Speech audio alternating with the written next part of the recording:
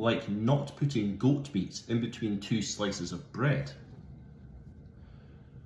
This is a CR7 Sandwich. I went on a cruise over Christmas and found myself in Madeira, known as the birthplace of the 5-time Ballon d'Or winner Cristiano Ronaldo. The city is called Funchal, and fun shall be had by picking up some ingredients to sandwich together.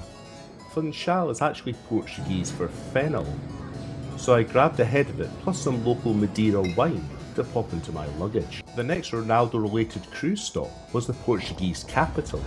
Here is where I sourced sliced meats and the critical sandwich ingredient, bread. That is important! Once back in the kitchen, like big oil politics, I wanted to get rid of the greens and so trimmed the fennel. So fennel tastes of aniseed, and after one too many sambuca-related disasters in my student days, I desperately needed to dilute the flavour with a bunch of old onions. That's all sweated down in a buttery pan for a good hour or so until it's softer than a Portuguese ringer taking a mild slap in the chops.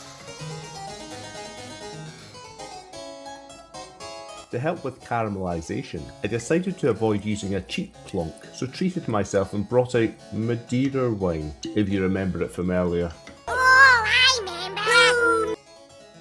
A nod to Ronnie's current stint at Al Nasser in Saudi. Here's some dates. I should have kept an ingredient to represent his time in Spain, but I was angry and got mad rid of it, just like these date stones. Ready or not, here come the carbs after spending a few days in my cabin fridge. I hope the inspiration weirdness of this recipe doesn't put you off, for that would be fitting, as Ronaldo does enjoy a freak ick.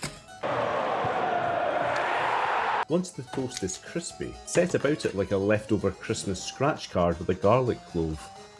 Now it's time to bring in each layer. I hardly know her. Starting with some herb-infused butter, left over from those mad roast potatoes last week, then a week's worth of dates to give a sweet base, and then the fennonions are dished on next. I added some pecorino to cover Cristiano's Italian job, but also the inclusion of peck can represent the man chest.